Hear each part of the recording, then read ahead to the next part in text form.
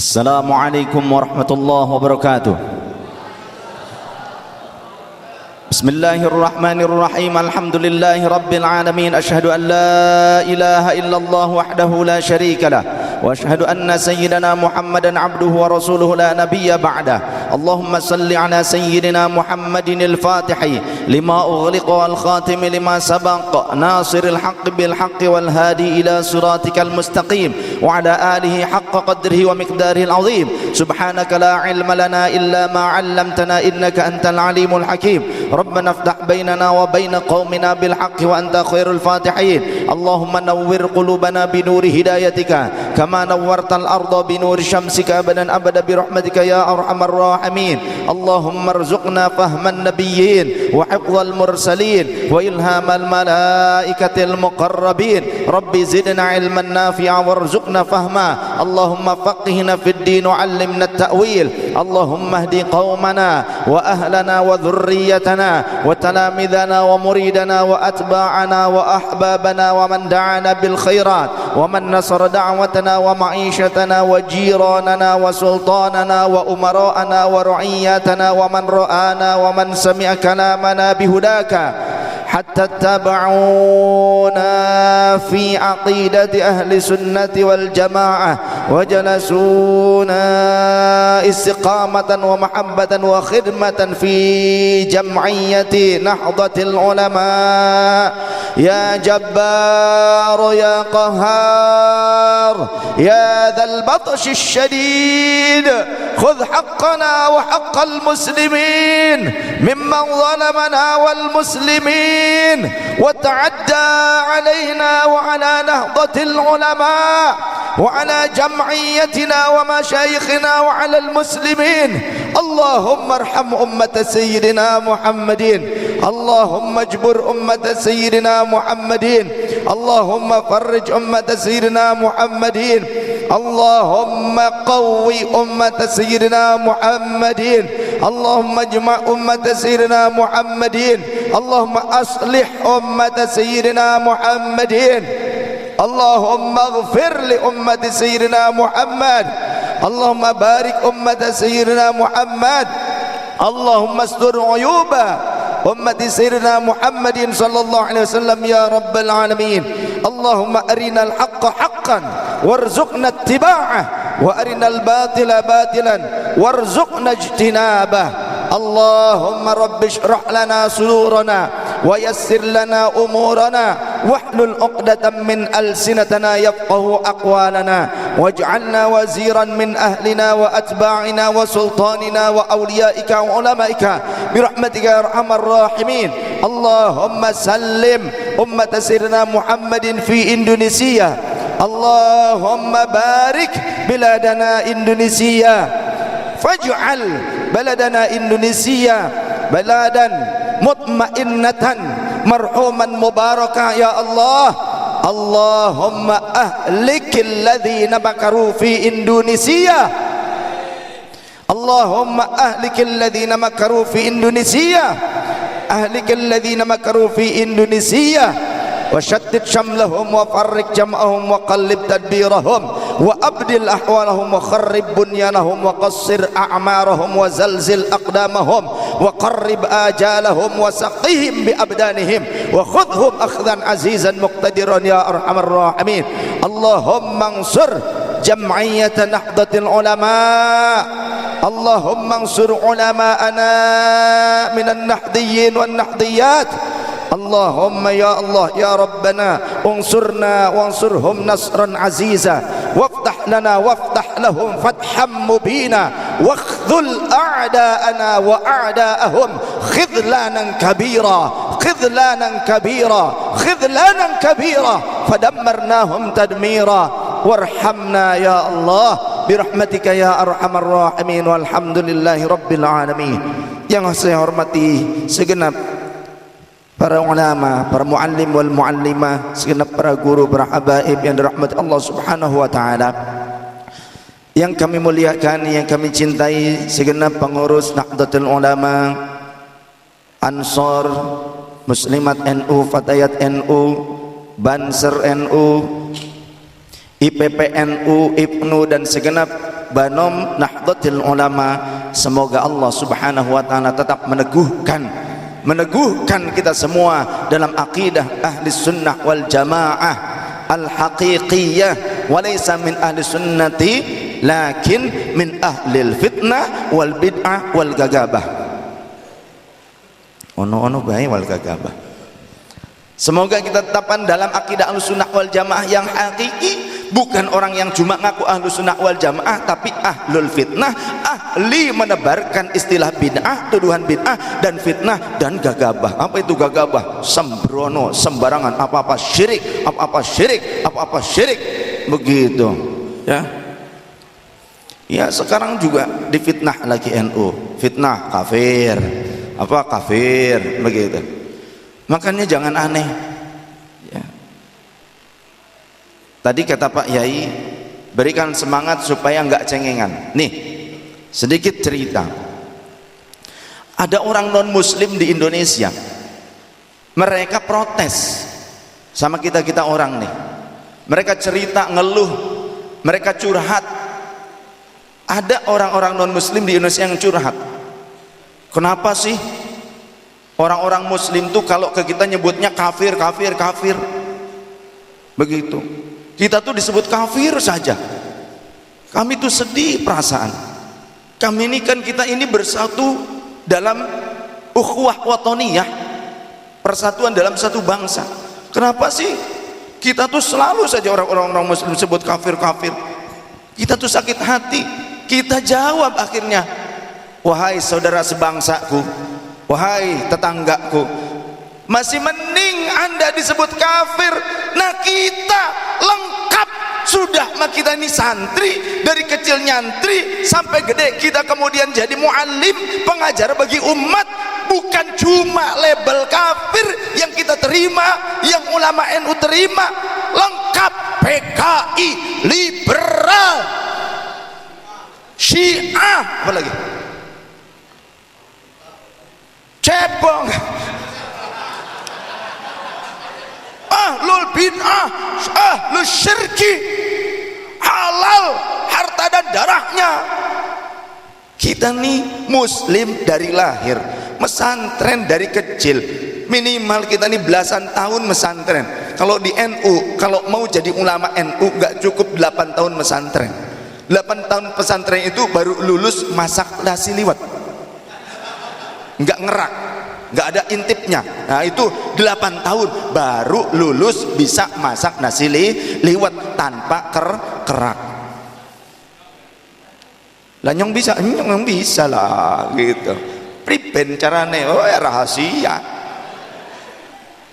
Enak baik. Langkau sih orang mesantren, orang lawas-lawas mesantren nih. Mau sedelat baik. Asal ijazah saking Maulana Asy-Syaikh Google radhiyallahu anhu jadi kiai. Pekok temen. Yang saya hormati segenap DKM masjid, segenap tokoh pemerintahan, segenap tokoh masyarakat, pimpinan-pimpinan majelis ta'lim, majelis zikir yang dirahmati Allah Subhanahu wa taala, teman-teman sekalian dirahmati Allah Subhanahu wa taala. Jadi jangan kita cengeng. Tapi baru tadi saya melantunkan Mars Banser, saya nangis. Biasanya wah semangat sampai habis suara seolah-olah. Baru tadi dari mulai sholawat kemudian dilanjutkan Mars Banser, nangis saya. Masya Allah. Kenapa saya nangis? Saya teringat dengan sejarah NU, Banser dan segenap banom-banom Nahdlatul Ulama. Jangankan sekarang, yang kita mungkin kalau dibandingkan Hadratus Syekh Mbah Hasyim Asy'ari, kealiman kita nggak ada apa-apanya. Mbah Hasyim Asy'ari itu salah seorang putra terbaik Indonesia, putra terbaik Nusantara, karena lahir sebelum adanya negara Kesatuan Republik Indonesia, jadi masih Nusantara. Mbah Hasyim Asy'ari waktu itu sudah Islam apa belum? Islam pada saat itu sudah ada apa belum? Sudah ada. Pada saat itu negaranya apa sudah jadi negara Kesatuan Republik Indonesia? Belum. Ya. Orang-orang kita menyebutnya Nuswantara. Nuswantara. Mbah Hasyim Asy'ari putra terbaik Nusantara, yang hafal bukan hanya hafal Quran, akan tetapi juga hafal kutubus sittah, kitab hadis yang muktabar. Urutannya Sahih Bukhari, Sahih Muslim, Sunan Abi Dawud, Sunan At-Tirmidzi, Sunan An-Nasa'i, Sunan Ibnu Majah. Kalau kita ini yang sekarang ustadz sekarang kebanyakan hafalnya sunatan doang. Sunatan. Mbah Hasyim Asy'ari nggak cuma hafal Al-Quran, tapi juga hafal kutubus sittah, 6 kitab hadis yang muktabar, bahkan mungkin juga dari riwayat-riwayat kitab hadis yang lainnya selain daripada kutubus sittah.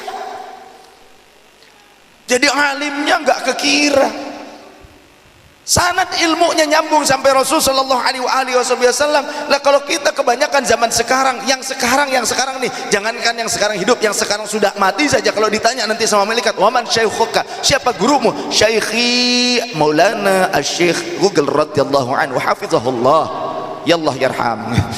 Kan sudah mati soalnya, ya kan, orang yang bikinnya sudah mati. Nanti dijawabnya begitu pertanyaan malaikat. Tapi enak jadi orang NU.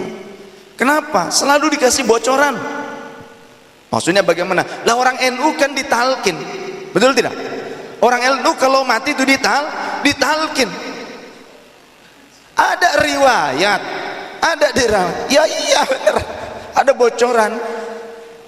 Kunci jawaban. Wah ini enak jadi orang NU tuh. Nanti urusan pertanyaan malaikat dalam kubur sudah dikasih kunci jawaban. Ya.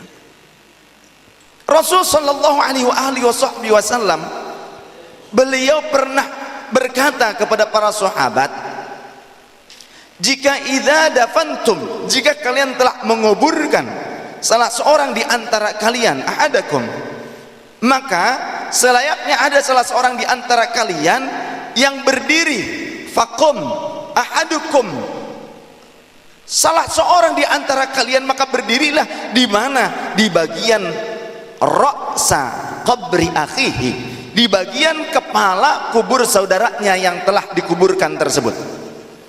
Kemudian faqul, katakan olehmu, ya fulan ibn fulanah, wahai fulan putra dari seorang ibu yang bernama fulanah, maka sesungguhnya dia didudukkan pada saat itu, akan tetapi dia tidak mampu menjawab. Pada saat itu malaikat memasukkan ruhnya dulu, akan tetapi dia tidak mampu untuk panggilan pertama menjawab panggilan dari orang yang mentalkin tadi. Kemudian ucapkan lagi, kata Rasul, faqul, ucapkan lagi yang kedua kalinya, ya fulan ibna fulanah, wahai fulan putra dari seorang ibu yang bernama fulanah. Maka malaikat itu akan mendudukkan orang yang tadi, yang ruhnya dimasukkan kembali ke dalam jasadnya setelah kematiannya. Kemudian dia duduk. Panggilan yang ketiga, ya fulan ibna fulanah, ucapkan lagi, ya fulan ibna fulanah, wahai fulan putra dari seorang ibu yang bernama fulanah. Maka dia akan berkata, si ahli kubur tersebut akan menjawab, ajarkanlah, arsyidni ya ukhayya, ajarkan kepadaku wahai saudara kecilku, yarhamkallah, semoga Allah merahmatimu. Ternyata si ahli kubur nanti akan menjawab demikian pada panggilan yang ketiga. Maka kemudian kata Rasul, ucapkan, ingatlah dengan sesuatu yang engkau tinggalkan ketika engkau hidup. Apa? Yakni qaula, ucapan asyhadu an la ilaha illallah wa asyhadu anna muhammadan abduhu wa rasuluh wa raditu billahi rabba wa bil islami dina wa bi muhammadin nabiyya wa rasulah wa bil qur'an imama wa bil mu'minina ikhwana. Maka ketika datang malaikat yang akan bertanya, maka malaikat akan, yang satu akan berbicara kepada temannya, untuk apa kita datang kepada orang yang sudah diberitahukan jawabannya? Malaikat pergi. Sahabat nanya, ya Rasulullah, bagaimana jika kami tidak mengetahui nama ibunya, maka sebutlah ya fulan ibna Hawwa, wahai fulan putra dari ibunya seluruh manusia, yakni ibunda Hawwa alaihassalam. Seperti itu. Kenapa tidak ke bapaknya? Khususiyah dalam talqin Rasul mengajarkannya seperti itu. Tapi di dalam bab nasab tetap harus kepada laki-laki, harus kepada ayahnya. Sehingga orang yang mengingkari atau bahkan orang yang mencaci maki nasabnya, kata baginda Rasul sallallahu alaihi wasallam, "Thintani", ada dua perkara. Yang dua perkara ini merupakan kufrun, kekufuran. Yang pertama mencaci maki ansab, nasab leluhurnya. Yang kedua adalah orang yang tidak sabar. Mencaci maki leluhur, mencaci maki nasab dianggap kekufuran. Kufur ada beberapa makna dari lafaz kufur. Kufur bisa maknanya kafir, kufur bisa maknanya itsmun azimun, dosa yang sangat besar. Bisa maknanya kafir ay ar-riddatu, dia keluar dari Islam, ataupun memang tidak beriman. Yang kedua bisa jadi itsmun azimun, adalah dosa yang besar. Sekarang saya tanya, kira-kira kalau kita nih nggak sabar, disebut dalam hadis kufur, apa disebut kafir? Jawab. Kalau orang yang tidak sabar nih, karena kata baginda Rasul dalam riwayat yang lainnya, as-sabru minal iman, kesabaran itu merupakan bagian daripada iman. Maka siapa orang yang meninggalkan kesabaran, maka sungguh ia telah kehilangan keimanannya. Faqad dhahaba anhul iman, maka sungguh telah lari keimanan dari dirinya. Pertanyaannya, orang nggak sabar itu langsung divonis kafir apa tidak? Divonis kafir apa tidak? Nah, ini pentingnya ngaji sama kiai NU, sama ulama NU.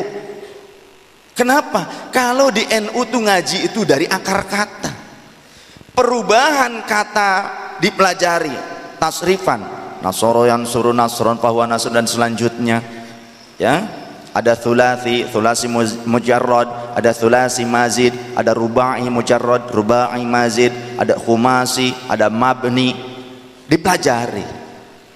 Kemudian nahwu sharaf, setiap huruf bahkan harokat itu mempengaruhi makna.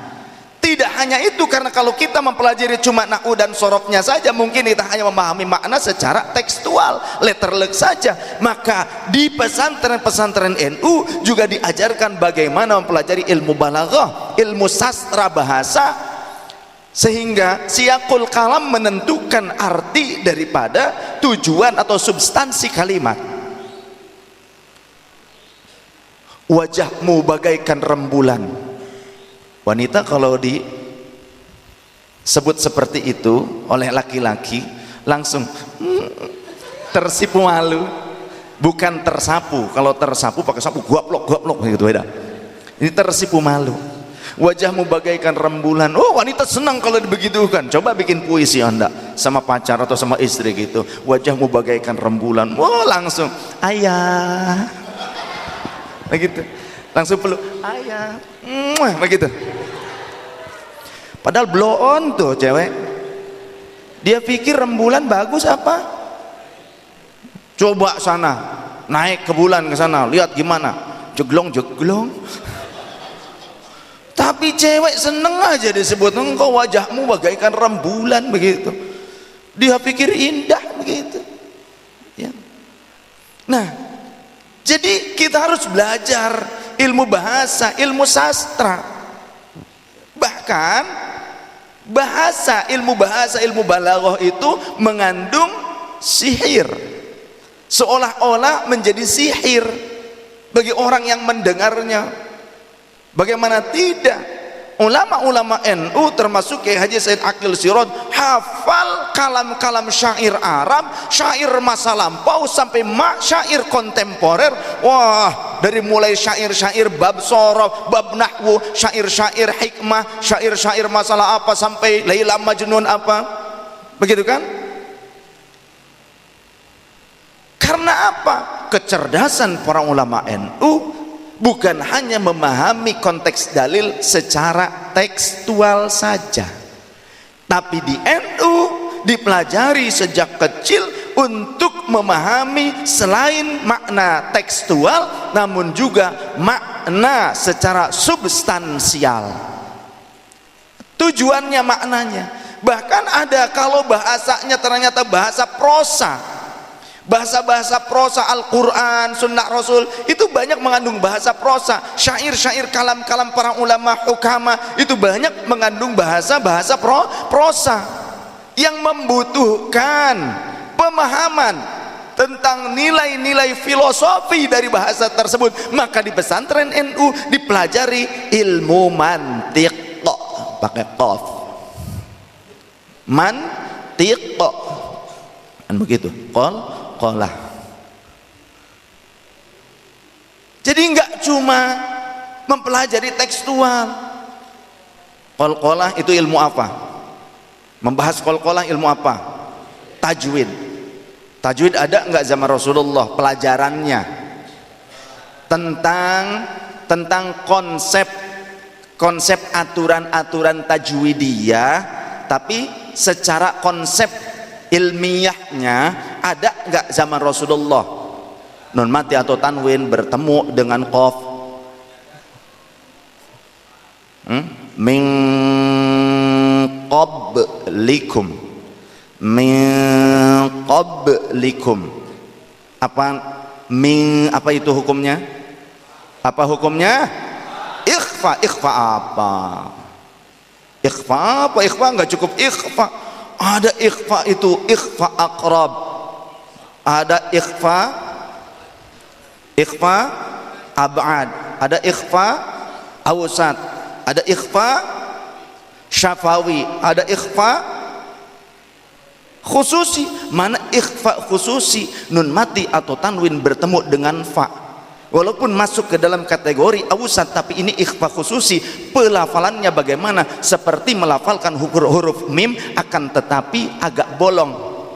Min fawqihim, min fawqihim,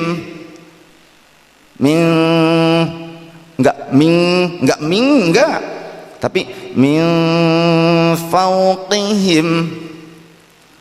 Beda cara pelafalannya, enggak eng semua. Tapi kalau untuk mubtadi, untuk pemula eng semua. Minkum. Kalau di NU tuh Quran saja ada sanadnya sampai Rasulullah. Saya alhamdulillah tahadus bin nikmah juga mendapatkan sanad Al-Quran nyambung sampai Rasulullah, pelajarannya dari guru-guru terus nyambung sampai Rasulullah gitu. Min qabl. Beda lagi dengan antum, seolah-olah kalau tidak didengungkan, tidak digunakan jadi atum. Lidahnya sudah masuk ke dalam makhrajnya huruf ta. Antum wa abaukum. Ada min duni, seperti kalau tidak digunakan, tidak didengungkan midduni, tapi karena didengungkan min duni, seperti min tapi lebih gunnah, min dunillah. Jadi dipelajari. Nah sekarang ilmu yang secara konsepsinya tidak diatur secara konsep ilmiah, ilmu tajwid. Rasul nggak ngajarkan nun mati atau tanwin bertemu dengan qaf, ini ikhfanya ikhfa anu ya. Kalau qaf dimatikan, diwaqafkan jadi qalqalah seperti engkok, mang engkok. dipakai tata caranya izhar, ikhfa, idgham, iqlab, mad tabi'i, mad arid li sukun, mad jaiz munfasil, mad wajib muttasil, mad peci, mad kampret. Dipakai oleh mereka yang suka menuduh kepada NU sebagai ahlul bid'ah. Sarangnya ahlul bid'ah, mereka pakai izhar, ikhfa, idgham, iqlab, tapi mereka gak mau nyebutkan sebagai ilmu tajwid. Apa nyebutnya? Tahsinul Quran. Isinya apa bro? Izhar, iqlab, idgham, ikhfa, mad tabi'i, mad arid sukun, mad peci, mad kampret. Isinya podo bae. Jadi banyak orang yang selalu menduduh para ulama NU sebagai ulama penyebar bid'ah dan syirik, penyebar sesuatu yang tidak pernah diajarkan Rasul, tapi mereka pun menggunakannya. Seperti halnya Al-Quran Android. Ada gak zaman Rasul membuka Quran Android? Ada tidak? Barangkali itu sunnah. Wa kana Nabi sallallahu alaihi wasallam yaftahu Qur'anan Androidan wa ismuhu Xiaomi. Ada tidak? Nah, jadi pantas mereka mengkafirkan ulama NU setelah ada pernyataan rekomendasi NU mengajarkan adab kepada umat Islam. Yuk, bagaimana cara kita menjaga adab di dalam dakwah, di dalam hubungan kemasyarakat, sosial kemasyarakatan, yang mana di Indonesia banyak terdiri dari berbagai macam suku, bangsa, bahasa, dan agama. Sejak kapan? Apakah Islam itu lahir di Indonesia? Islam lahir di Indonesia apa tidak? Sebelum Rasulullah Sallallahu Alaihi Wasallam dilahirkan, orang Indonesia ini sudah Islam apa belum? Belum kan? Sebelum para aulia datang ke Indonesia, sebelum kelompok sahabat Rasul yang diantaranya kuburannya ada di wilayah Aceh, ada kuburan di wilayah Barus Medan, sebelum juga sebagian sahabat Rasul yang wafat di Xinjiang, di area Masjid Merah di Cina, yang tadinya lebih dulu datangnya ke Indonesia, datang ke wilayah Aceh, terbagi menjadi 3 kelompok. Satu kelompok masih di wilayah Aceh besar, satu kelompok ke wilayah Barus. Kalau dulu Barus masih Kesultanan Aceh, tapi sekarang sudah dibagi menjadi wilayah Sumatera Utara. Yang sekelompok lagi sahabat pergi ke Medan, termasuk sahabat Sa'ad bin Abi Waqqas, wafat di sana. Jadi orang Islam Cina, orang Cina yang Islam di sana, itu dari mana nerimanya? Asal muasalnya Islam datang ke Cina itu siapa yang bawa? Sahabat. Jadi sahabat nyebar kemana-mana, begitu ya. Jadi jangan aneh kalau ada orang Cina jadi banser, bener gak? Contoh, pengurus Masjid Muhammad Cheng Ho di Semarang, namanya masih nama Cina, Tionghoa, kemudian masuk jadi banser, dituduh tuh banser ternyata menerima tentara Cina menjadi anggota banser, serang, begitu gitu terus. Jadi difitnah lah lagi. Ini kan kita zaman sekarang kan difitnah. Ternyata jauh sebelum adanya Negara Kesatuan Republik Indonesia terbentuk, Hadratus Syekh Hasyim Asy'ari juga ternyata sudah difitnah. Kapan? Ketika Hadratus Syekh Hasyim Asy'ari diam tidak berfatwa apapun ketika seorang ulama di tanah air ini gerilya melawan Jepang, Syekh Hasyim Asy'ari tidak memerintahkan, awalnya tidak memerintahkan untuk melawan Jepang. Bahkan ketika diperintahkan oleh orang-orang Jepang untuk mengumpulkan massa bangsa Indonesia dan santri-santri agar dididik secara militeristik oleh pasukan Jepang, Mbah Hasyim Asy'ari apa fatwanya? Yuk semua santri-santri, murid-muridku, siapa yang merasa mahabbah, yang menjadi jamaah NU, anggota NU, yuk kita sama-sama ikut dilatih oleh tentara Jepang. Maka dibentuklah tentara peta. Santri, kiai ikut tentara peta, dididik Jepang. Akhirnya Mbah Hasyim Asy'ari dan NU saat itu disebut sebagai anjingnya Jepang. Anjingnya Jepang.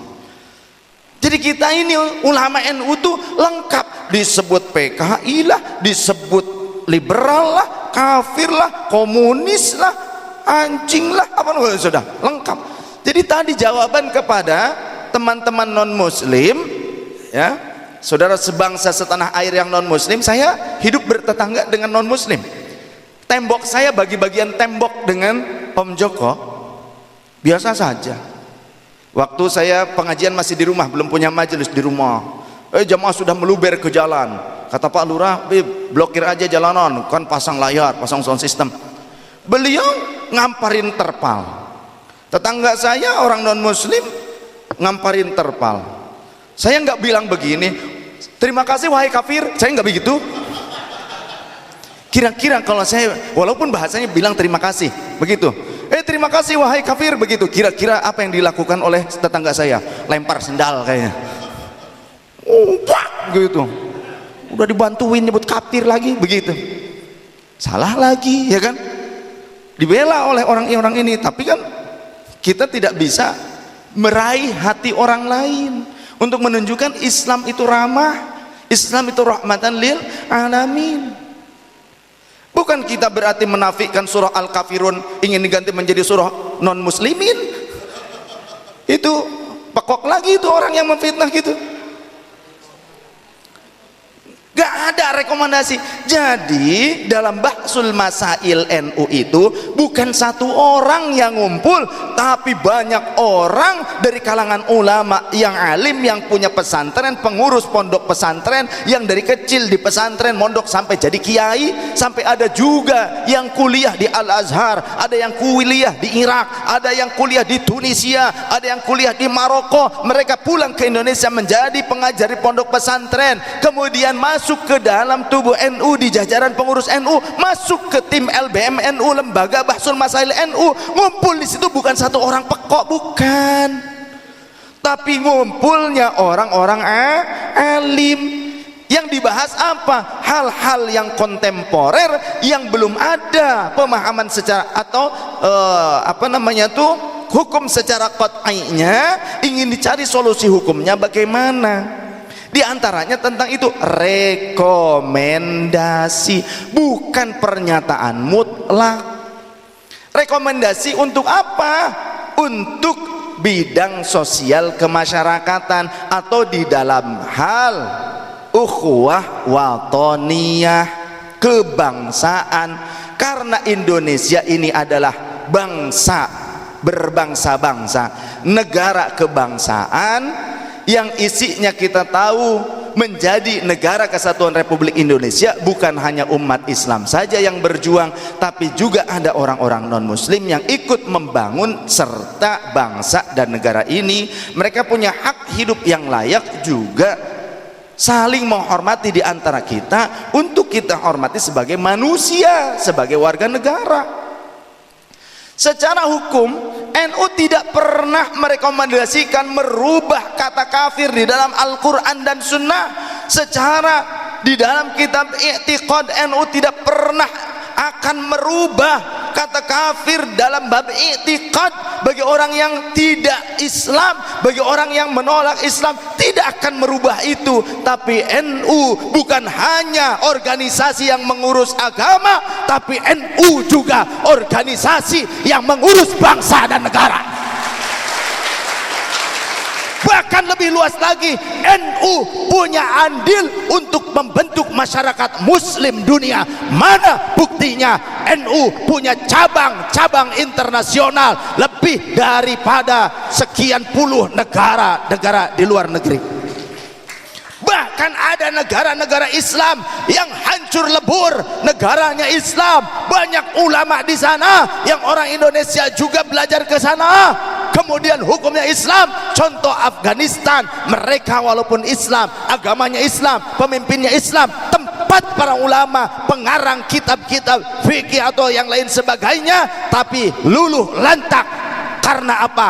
Perang saudara yang membunuh Islam, yang dibunuh Islam. Kini mereka sadar ternyata mereka hanya dijadikan boneka oleh orang-orang Zionis. Mereka ingin mengambil kekayaan alam bangsanya, maka akhirnya mereka melirik siapa, negara mana yang masih tangguh kokoh walaupun senantiasa diobok-obok oleh orang-orang barat tersebut. Maka dilihat Mesir hancur juga, kemudian juga Suriah hancur juga, Libya yang konon katanya kuat Muammar Gaddafi hancur juga, Irak Saddam Hussein yang luar biasa hancur juga. Mereka harus kemana? Melihat Arab Saudi. Lebih dulu justru mereka diambil alih jadi boneka pada masa penguasaan Saddam Hussein, kemudian ditangkap, dikudeta, diambil alih oleh boneka Inggris, boneka Zionis. Maka kemudian mereka mampu untuk diatur oleh Amerika, oleh Inggris, oleh Israel, yang buktinya mereka mengocorkan dana untuk memerangi Yaman, memerangi Suriah. Tapi apakah pernah Saudi Arabia untuk berani memerangi Israel? Pernah tidak? Pernah tidak? Bukti. Maka orang-orang Afghanistan, orang-orang yang ada di parlemen Afghanistan sadar melirik kemana-kemana yang mayoritas Islam dunia ada di Indonesia. Mereka datang ke Indonesia, ternyata melihat Indonesia ada masjid dan gereja berdampingan. Saya pernah ke Kalimantan, sholat menjadi khotib di sebuah masjid, masjidnya itu berdampingan dengan gereja. Tidak ada yang mengkriminalisasi saya, tidak ada. Tidak ada yang melarang saya, tidak ada yang memulangkan saya, menghadang saya di bandara, tidak ada. Bahkan saya diantarkan, bahkan ketika tausiah untuk pembangunan masjid, pembuatan pondasi Masjid Muhammad Cheng Ho di Lamandau, yang hadir itu dari Keharingan, yang hadir dari Katolik, yang hadir dari Nasrani, dari berbagai agama, tokoh-tokoh. Mereka hadir dengerin ngajinya saya. Tidak ada pelarangan. Maka parlemen Afghanistan kemudian tanya, apa sebabnya bisa kok di Indonesia bersatu bersama, tidak ada pertikaian? Karena apa? Dilihat ternyata ada NU di Indonesia, ada Muhammadiyah juga di Indonesia, ada organisasi-organisasi yang walaupun berbeda pandangan secara furu'iyah, mereka tetap bersatu. Bahkan ternyata di atasnya pucuknya itu satu. Mbah Hashim Asy'ari dengan Mbah Ahmad Dahlan tunggal buyut, pantesan gurunya juga sama. Pas dilihat di kitab karya Mbah Ahmad Dahlan, ternyata kitab fikih Mbah Ahmad Dahlan ngajarkan kunut, ngajarkan pakai bismillah, beliau ngajarkan doa untuk orang yang telah meninggal, tahlil. Ternyata sama, podo bae cung. Akhirnya parlemen Afghanistan semuanya atau sebagian besar mereka bersepakat, mari kita belajar kepada Nahdlatul Ulama untuk merekonsiliasi negara Afghanistan. Kita akan terapkan cara-cara yang dipakai oleh Nahdlatul Ulama untuk membenahi bangsa dan negara kita yang telah hancur porak-poranda. Masya Allah. Jadi bangga jadi NU, bangga. Saya juga begitu. Kalian boleh cari di database NU apakah ada saya tercatat sebagai anggota tetap NU. Kalian tidak akan menemukan saya. Kalian cari di daftar NU, pengurus NU saat ini, apakah saya, atau tahun lalu apakah saya ini termasuk pengurus NU? Tidak akan kalian temukan. Kenapa? Saya terlalu nihil, kecil jika dibandingkan dengan para alim-alim yang masih luar biasa. Mereka punya ilmu, mereka lebih patut untuk menjadi pengurus NU. Tapi walaupun saya bukan pengurus NU, saya tidak tercatat sebagai anggota tetap di database NU, saya cinta NU sampai mati. Sallu ala Nabi Muhammad. Sampai-sampai semua jamaah saja, yuk re, cung, nang, jang, neng, laki-laki perempuan, kalian semua ikut dalam diklat Banser.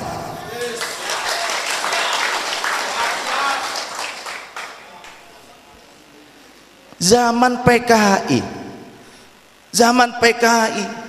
zaman Nasakom, NU ikut serta dalam Nasakom.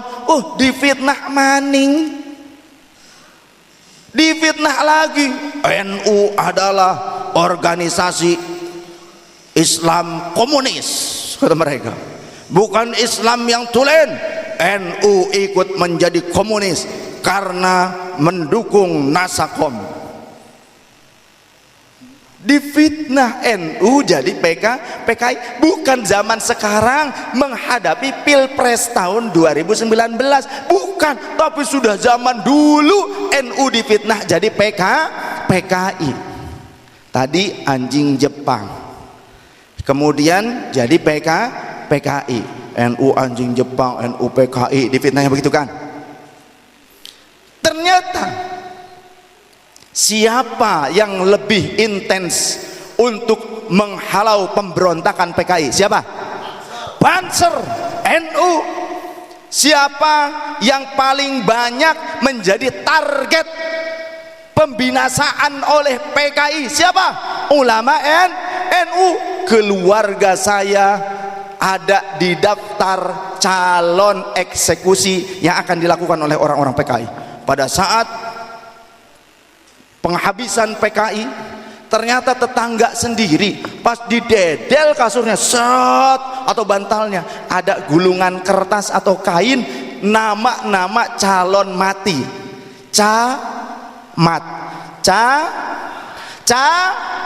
Pak Camat ada nggak? Nggak ada di sini. Calon mati. Ya iya, emang nggak mau mati. Kalau nggak mau mati, ya mati duluan. Jadi nggak nanti-mantinya sekarang. Begitu. Fir'aun aja yang hebat, yang pintar mati, betul nggak? Kayak Fir'aun, raja gitu. Masa camat nggak mau mati? Begini saja, kalau nggak mau mati, jadi pengurus NU. Kenapa? Karena kalau di NU tuh orang yang sudah mati pun dianggap hidup, ya kan?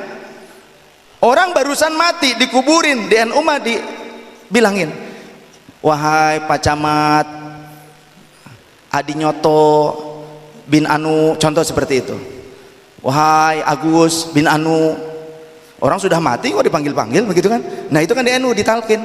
Artinya memperlakukan orang meninggal saja seperti memperlakukan orang yang hidup. Tapi di luar NU banyak orang memperlakukan orang hidup saja seperti orang mati. Benar gak? Gak punya rasa. Memperlakukan manusia yang hidup tanpa perasaan. Kafir, contoh begitu. Apa-apa ini telunjuknya kobar kafir baik cocok cair iku nari ayak keluar nih. Tadi sih dikasih makan bawang kayaknya saya. Begini nih, kalau dikasih makan bawang begini ya. Tapi saya bawang tuh seneng. Saya di rumah juga makan siwang, terasi bawang. Itu produsennya tuh. Ya, siwang, terasi bawang. Sampai waktu hajian habis 2 cepuk. Ada yang jamaah, Pak Indra belum datang, telepon, Pak Indra, ya Bib, Tolong ambilkan, bener tanggal berapa? Oh, berangkatnya ke Mekah tanggal sekian, kloter kesekian. Ada titipan, ada apa? Terasi bawang. Itu cuma itu saja yang saya ingat. Ya. Karena di sana makanannya gitu aja. Kolesterol. Ini mendingan di Indonesia. Di Indonesia itu bisa dilihat dari segi makanan saja. Makanannya bermacam-macam, kulinernya di Indonesia menunjukkan bahwa Indonesia kaya dengan budaya dan juga kekayaan bangsanya. Begitu. Maka walaupun kita ini berbeda-beda secara funu'iyah, bahkan secara usuliyah pun kita nggak ribut di Indonesia, betul tidak? Nggak ribut. Fatwa ya keluar fatwa. Kalau ini salah ya salah, kalau benar ya benar. Tapi Indonesia, Islamnya itu Islam yang damai, yang penuh sopan santun. Karena yang membawa Islam ke Indonesia, para ulamanya juga tidak dengan cara yang biadab. Mereka datang ke Indonesia, orang Indonesia mayoritas pada saat itu sudah memiliki agama yang sangat kuat. Mereka bahkan memiliki kerajaan-kerajaan di Indonesia, di Nusantara ini sudah ada kerajaan-kerajaan yang memiliki agama yang sah, agama yang resmi. Ada Hindu, ada Buddha, ada apa lain sebagainya, kuat. Pokoknya siapa saja yang kira-kiranya akan mengacaukan di negara, maka raja tidak pakai nggak pakai lagi, langsung tangkap. Tapi apakah ada para ulama yang datang ke Indonesia membawa Islam itu dikriminalisasi? Ada tidak? Tidak. Mereka datang membawa Islam dengan damai. Bahkan mereka ada yang dijadikan menantu, dijadikan keluarga oleh raja-raja yang beragama lain. Bahkan anak-anak raja itu pun menjadi para ulama dan wali penyebar Islam. Contoh Pajajaran, putra-putranya pada jadi ulama, pada jadi da'i, pada jadi aulia. Betul tidak? Lantas apakah dengan ayahnya langsung, hei ayah, ya abati, bukan ya abati, ya kafir, ngomongnya gitu enggak? Pangeran Cakrabuana ke ayahnya, ya, ke Siliwangi, ke Prabu Siliwangi, bilangnya, hei kafir, bilangnya gitu enggak? Enggak. Bagaimana? Dengan santun. Karena yang dibawa oleh para ulama ke Indonesia agama Nabi Muhammad, yang mana agama Nabi Muhammad itu pun mengikuti sebagian daripada syariatnya Nabiullah Ibrahim alaihissalam. Di dalam Al-Quran, Nabiullah Ibrahim alaihissalam memanggil kepada pamannya yang dianggap sebagai ayah angkatnya, yang mengurusnya sejak kecil, pamannya Azar. Azar itu laisa abuhu walakinna ammuhu. Di dalam Ruhul Ma'ani, tafsir Ruhul Ma'ani, ada keterangan Azar itu bukan ayahnya Rasul, bukan ayahnya Nabi Ibrahim, akan tetapi pamannya Nabi Ibrahim. Tapi dipanggil ayah karena memang yang mengurusnya sejak kecil, seperti ayah angkatnya. Apa yang dikatakan oleh Nabi Ibrahim kepada Azar ketika mengetahui Azar itu pembuat patung untuk disembah? Ya abati, lima ta'budus syaitan. Wahai ayahku, bahasanya wahai ayahku, kenapa engkau menghamba kepada syaitan? Enggak, ya kafir, enggak. Padahal Nabi Ibrahim juga tahu ayah angkatnya atau Azar tersebut adalah orang kafir. Tapi apakah di dalam konsep atau di dalam kehidupan sosial kemasyarakatan, apakah kita dengan serta-merta mudah untuk melontarkan kata kafir? Karena saat ini jangankan kepada orang non muslim, kepada sesama Islam saja disebut atau menuduh kafir. Betul tidak? Oh, kok betul sih nuduh kafir sama muslim? Tidak betul itu. Bingung kan? Bingung. Jebakan Batman ini namanya. Ya abati, wahai ayahku. Bukan cuma satu ayat, Nabi Ibrahim itu ngomong dengan beberapa bahasa yang berbeda-beda. Bahasanya tetap ya abati, ya abati. Coba bagaimana rasanya jika ada orang yang non muslim kemudian ada yang masuk Islam. mu'allaf. Contoh lah Felix Yao lah contoh ya, non muslim masuk Islam contoh. Kemudian siapa yang lainnya, kemudian dia selaku anak bicara kepada orang tuanya, hei kafir, begitu nggak kira-kira? Atau kita nih temannya gitu kan, kita nih jadi temannya, bapakmu kafir tuh, contoh begitu, kira-kira kesinggung nggak? Kesungging kan? Tersungging. Maka di dalam Bahsul Masail NU ada salah satu rujukan. Kalau NU tuh Bahsul Masail bukan hanya dengan logika pribadi. NU itu nggak mau nerima Bahsul Masail pendapat yang tanpa maroji', yang tanpa referensi dari orang-orang alim, karya ulama-ulama yang mujtahid.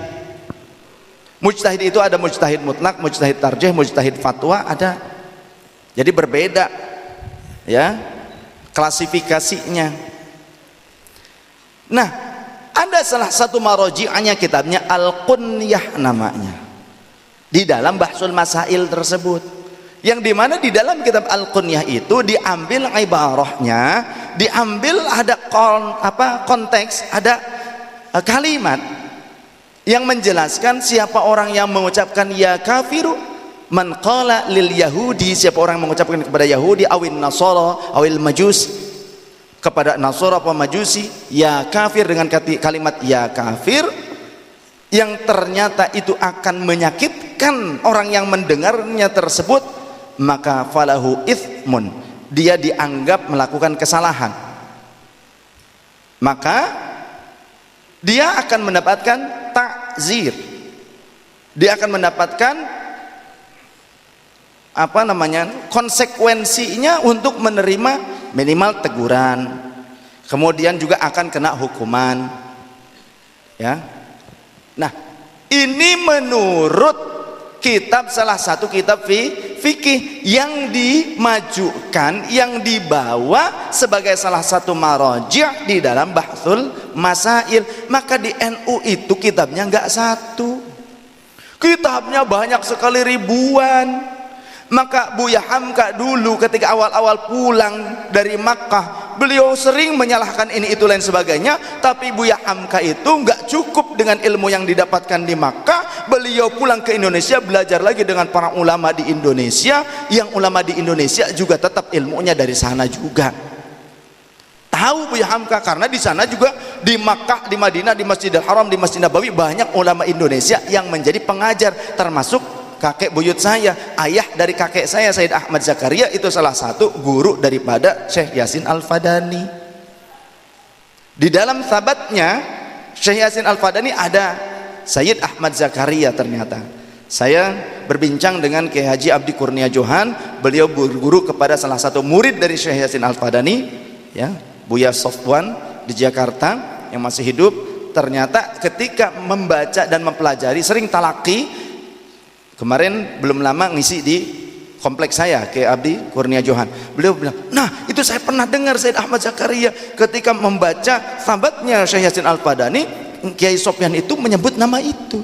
Ini katanya ulama Jawa Barat katanya begitu, alim di sana. Kakek saya, ayah dari kakek saya ngajar di Masjidil Haram, mendapatkan rumah dari Syarif Husain, Raja Ahlus Sunnah pada saat itu sebelum dikudeta. Dan kakek saya, eyang saya ini juga ikut bertempur melawan pasukan Inggris di Hijaz sebelum jadi Al-Mamlakah Saudiyah Hijaz ya. Masuk, kok ada orang Inggris masuk ke tanah haram? Itu dia, karena yang membantu pemberontakan itu ternyata agen-agen British, CIA dan juga Mossad, yang menjadi otak pemberontakan dan pemecah belahan bangsa Hijaz Ahlus Sunnah wal Jamaah pada saat itu adalah Lawrence Arab Hemper. Dia hafal beberapa bahasa, hafal Quran, hafal banyak hadis, gayanya gaya Arab, ngomong Arabnya fasih, maka didengar oleh orang-orang yang ikut memberontak. Apa-apa yang difatwakannya diikuti, termasuk menghalalkan harta dan darah kaum muslimin yang dianggap melakukan syirkul akbar. Seperti apa? Yang menjarahi pemakaman Baqi, yang zarah ke pemakaman Ma'la, yang tabarruk tawasulan dulu itu bebas di sana, maulidan juga bebas di sana. Tapi pada saat itu kemudian terjadi pemberontakan, yang saya ikut bertempur melawan pemberontakan dan penjajah tersebut, sempat ditawan setelah 1 minggu bertempur, tapi alhamdulillah lepas dengan wasilah beliau doa tawasul dengan wali Jawa, masya Allah, lepas rantai-rantai itu putus ketika dibawa oleh kereta kerangkeng itu.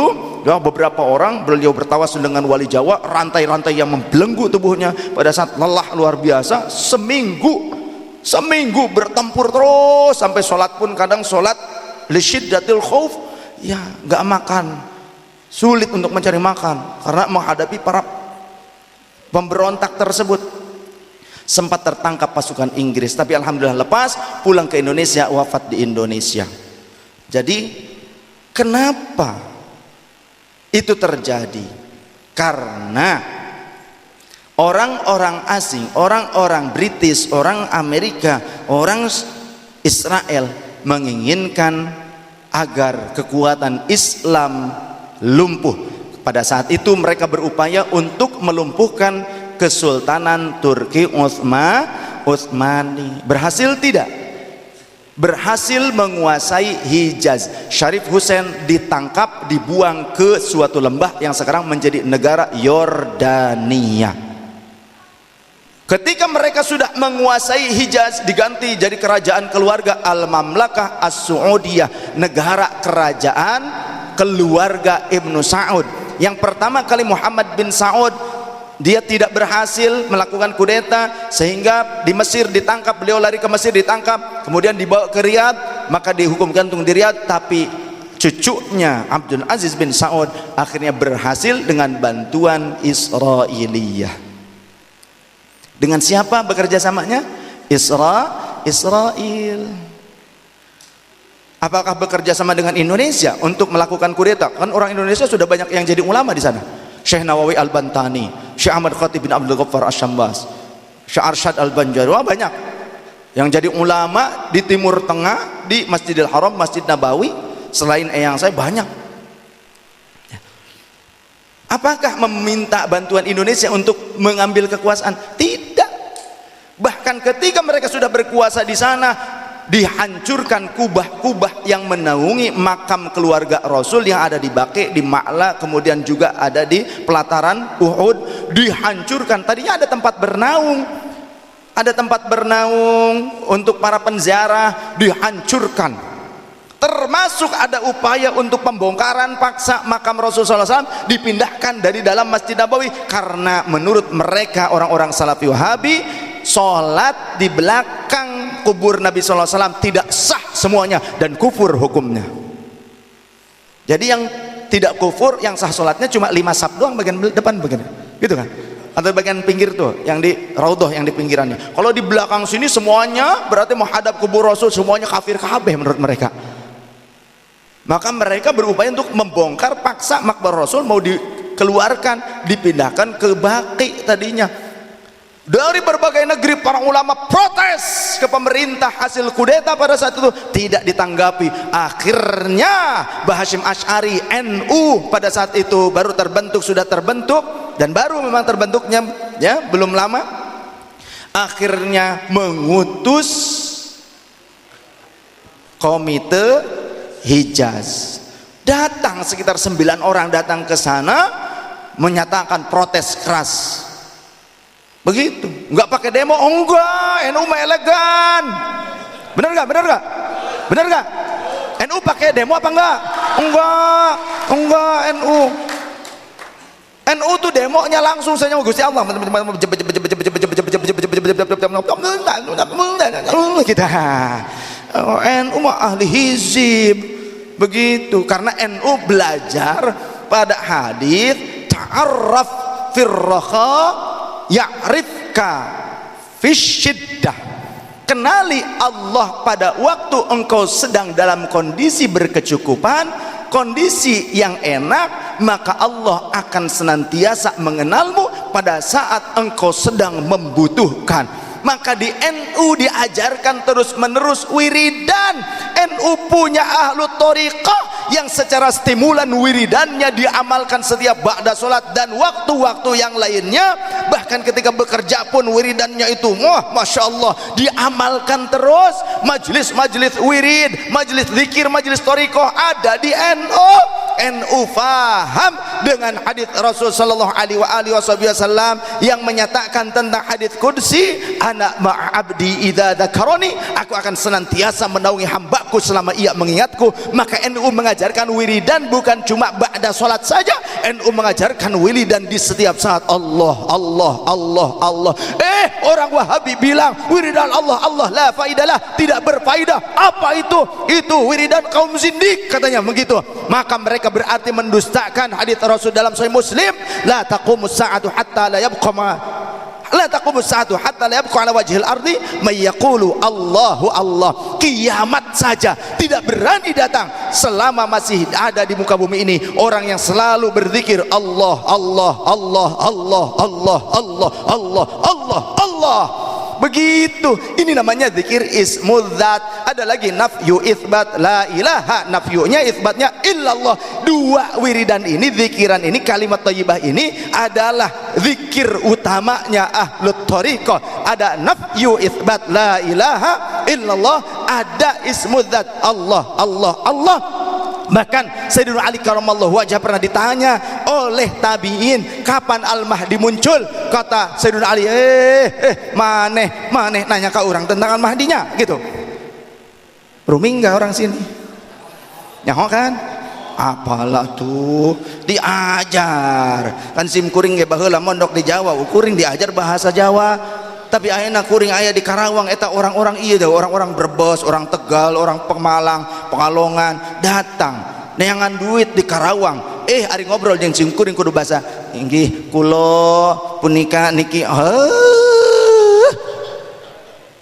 baheula urang di Jawa kudu bahasa Jawa, ayeuna urang di tataran Sunda maneh teh diajar Sunda, kudu ngajak ngomong ka urang pakai bahasa Jawa deui wae. Aing asa dijajah ku sia teh. Ampun, tobat. Wow, Masya Allah. Bahasa apa ya? Ngebahas naon itu teh? NU. Kemudian Sayyidina Ali mengatakan, Al-Mahdi bagian daripada sulbiku, dia dzurriyyahku.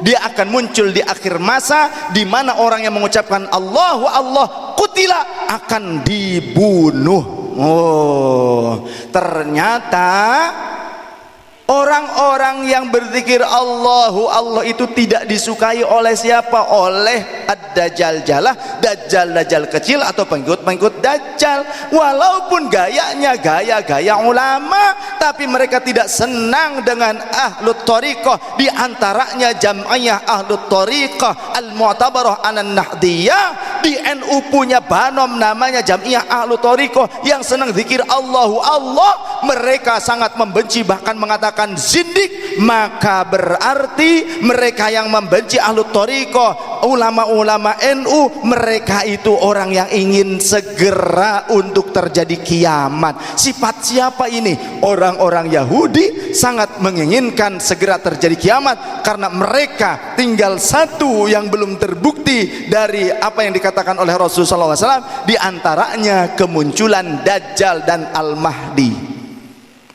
Jadi mereka sangat menantang itu.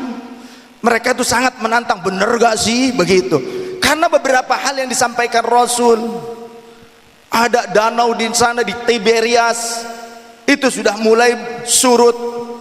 Banyak hal yang ternyata kurma-kurma di perkebunan, ada suatu perkebunan yang sudah tidak berbuah lagi, sudah dikatakan oleh Rasul itu. Nah, ini tentang kemunculan Dajjal, Al-Mahdi. Mereka masih ragu dengan itu, masih penasaran ya. Orang Yahudi sudah mempersiapkan, mereka tuh pelajari apa yang diajarkan oleh Islam. Untuk apa? Untuk diingkari. Karena mereka sombong luar biasa, merasa pandai, merasa memiliki kemampuan lebih daripada orang-orang muslim. Kenapa? Allah memuliakan orang Islam. Begitu. Ya, mereka sangat benci. Nah, Oleh karenanya terus berpegang gandulan karo isi sarunge Kiai NU. Hah? Gandulan karo isi sarunge Kiai NU.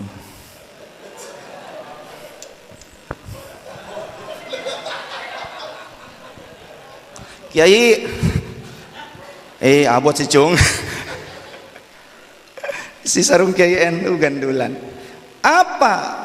Sarung Kiai NU itu membungkus kitab. Kamu mengeres mulu sih pikirnya.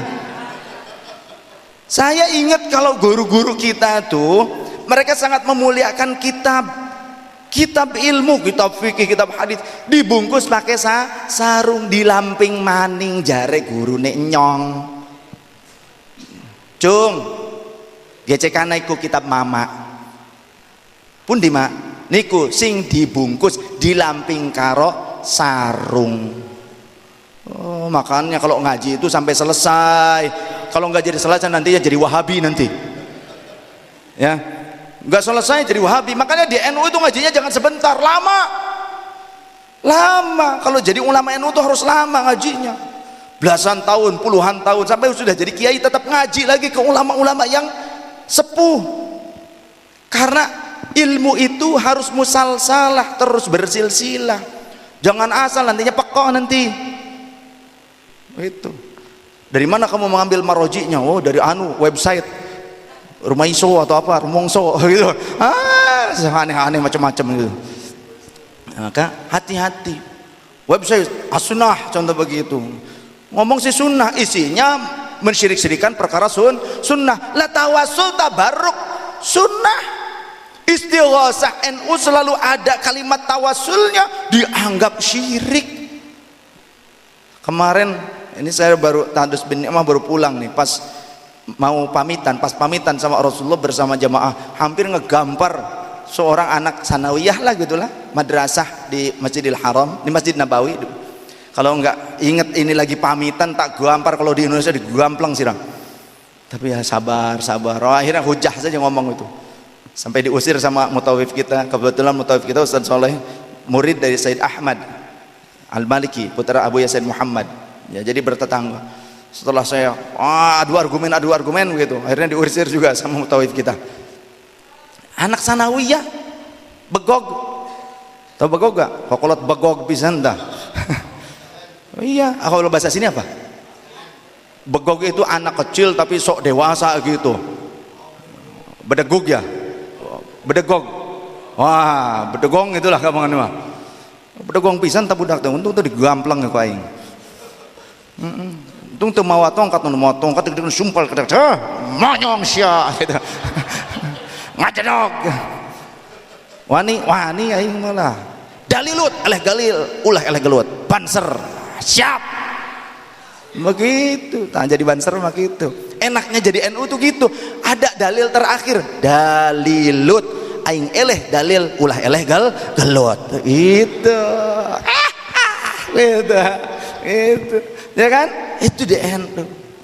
Karena kayak NU ngajarnya pakai tongkat gini ya, dari zaman Wali Songonya juga pakai tongkat, tapi kira-kira apa? Begitu.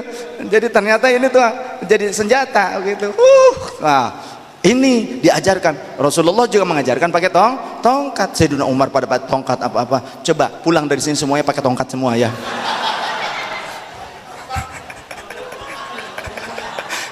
Nanti ditanya sama orang Wahabi, "Weh, sira singan di pengajian.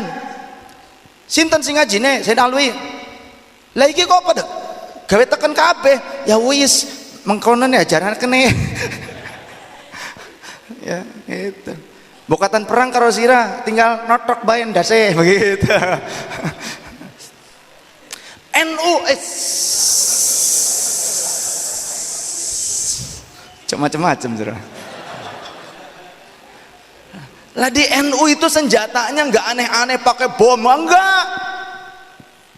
Pakai AK-47 atau 97 sekalipun. Enggak, NU saya tahu pasukan berani mati. NU zaman-zamannya marak para ulama dikriminasi milikiti, diculik-culik, begitu kan? Apa senjatanya? Rotan. Betul tidak? Kok tahu? Karena saya salah satunya. Saya salah satu yang ikut serta pada saat itu. Jadi rotan, dibejep-bejep sama NU sama KNU, bejep-bejep itu. Ulin kajati sari waras kajati ragas ditawe kubur rasuli dalam mo ngetes sound system ajib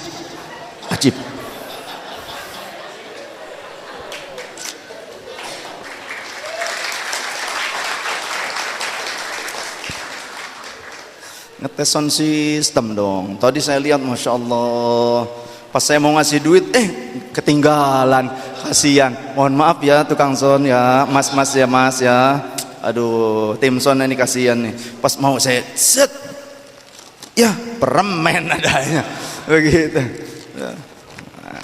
Tapi dibayarkan ini tim sound? Dibayarkan? Iya dibayar, jangan apa-apa sudah lillahi ta'ala baik. Ikhlas baik sih, ning pengajian ikhlas gitu. Oh, ini ikhlas baik. Lah kan cat weteng emang bisa pakai ikhlas. Pakai al-ikhlas baik. Bismillah qul huwallahu ahad, Allahus samad, lam yalid wa lam yulad wa lam yakul lahu kufuwan ahad. Mancing angin. Ya. Apa-apa wis qul hu wae. Apa-apa qul hu bae, masyaallah.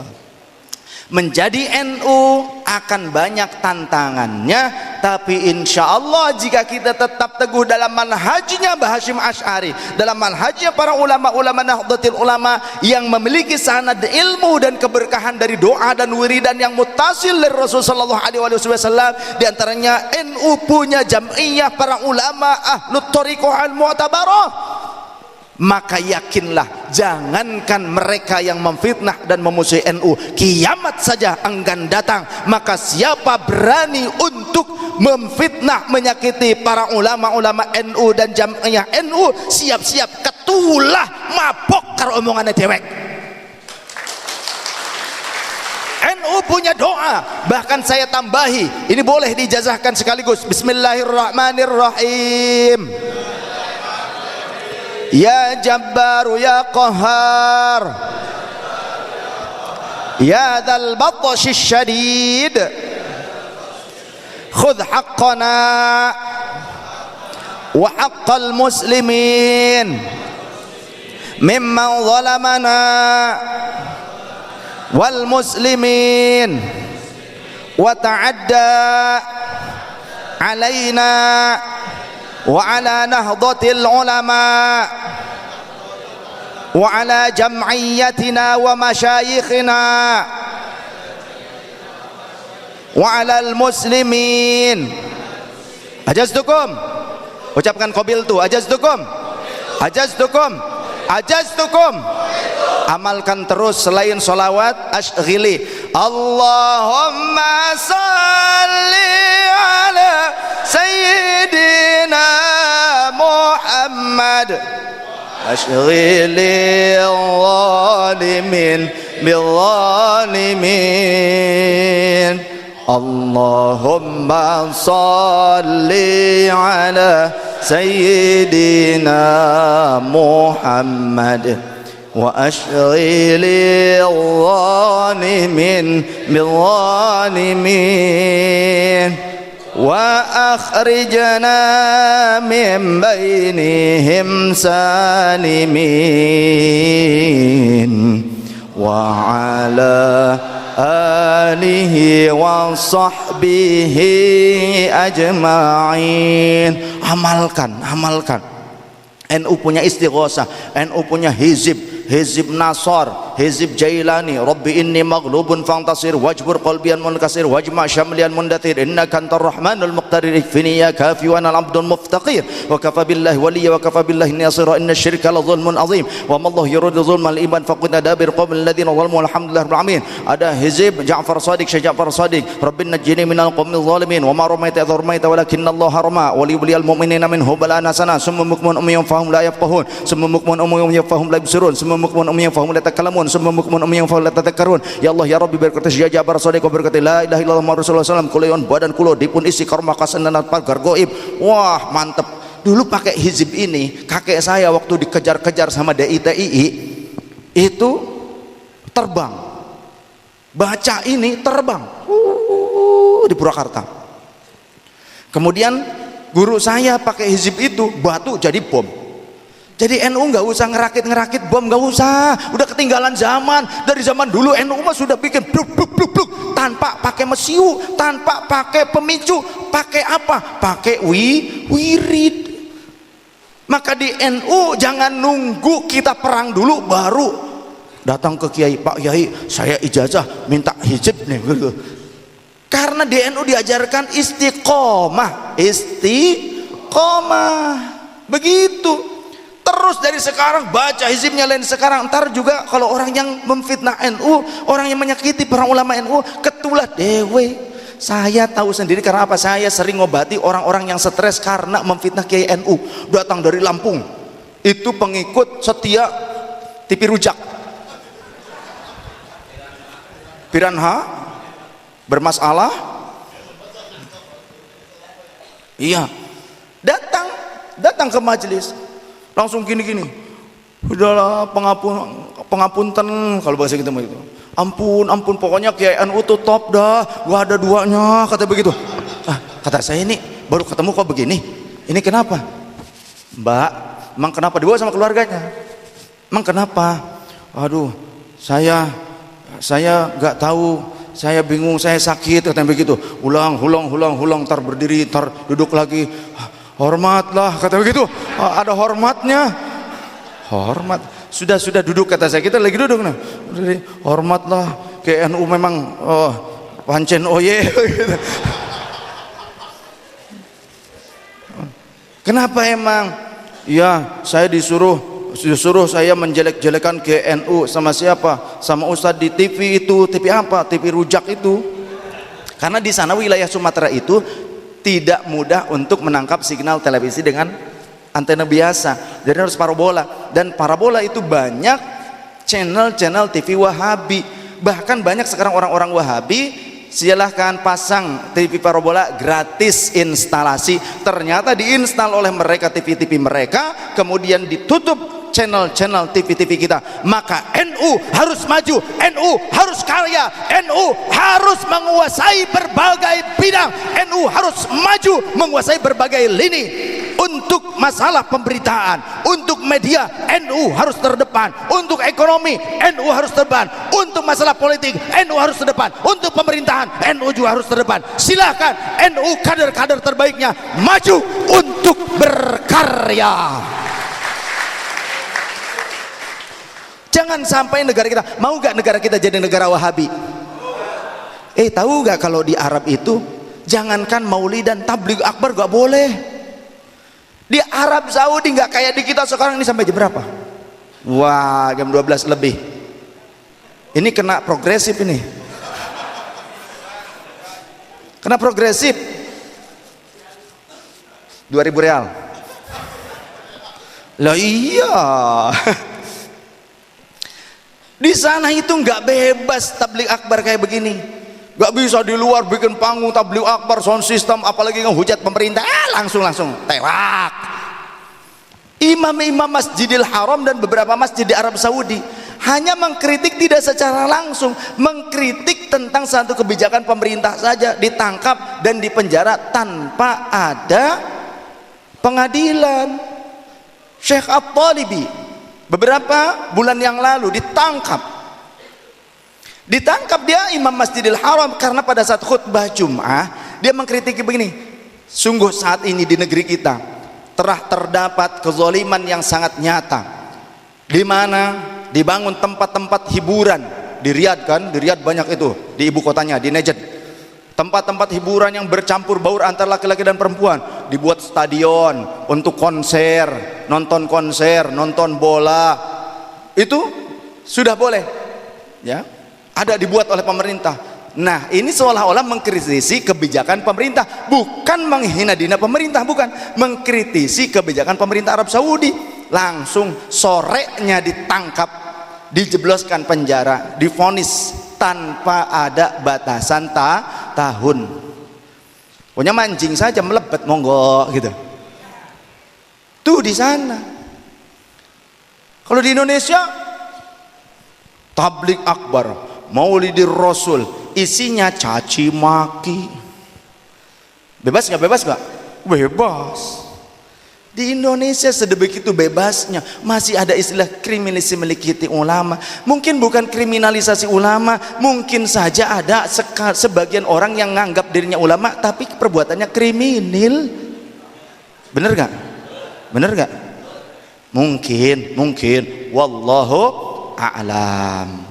Maka kita mah NU doa Nahdliyin untuk Indonesia dalam rangka harlah NU, karena tahu NU itu punya andil besar.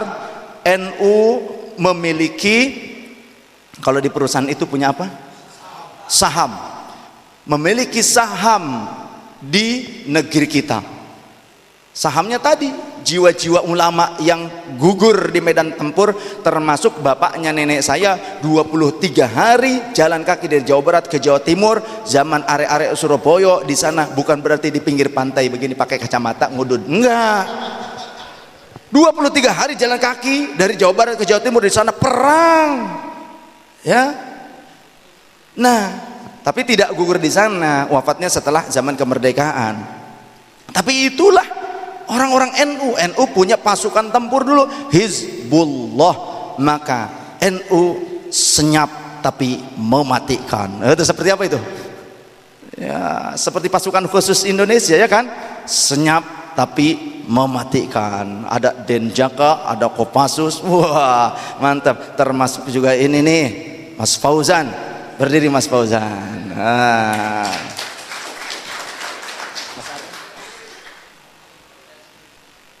Kita berikan. Jadi ini Banser juga pasukan senyap. Pas dipanggil Fauzan, siap. Senyap, turu nyata.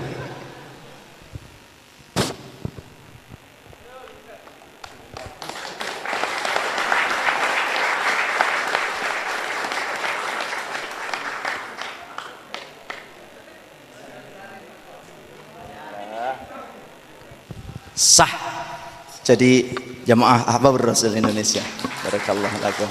Foto dikit ya, foto di sini. Menang sampai akhir.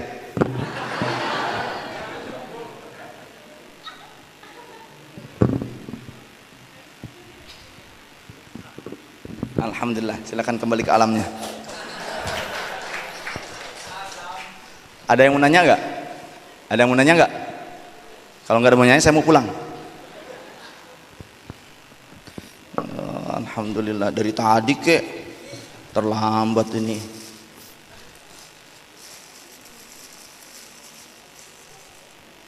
Huh.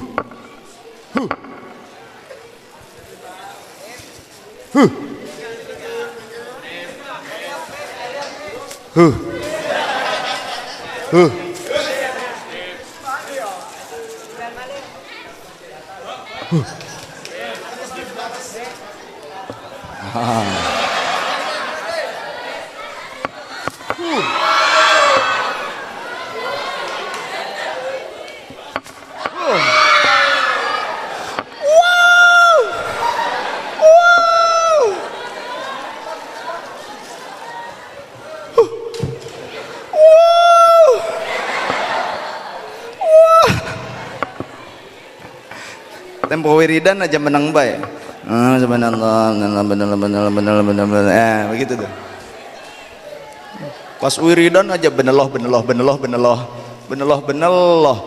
Set. Nah, nanti lagi tenang. Nah, kalau bagi-bagi aja pada berdiri. Wah. Biar semangat, Masya Allah. Izinkan ayah, izinkan ibu, izinkan kami pergi berjuang.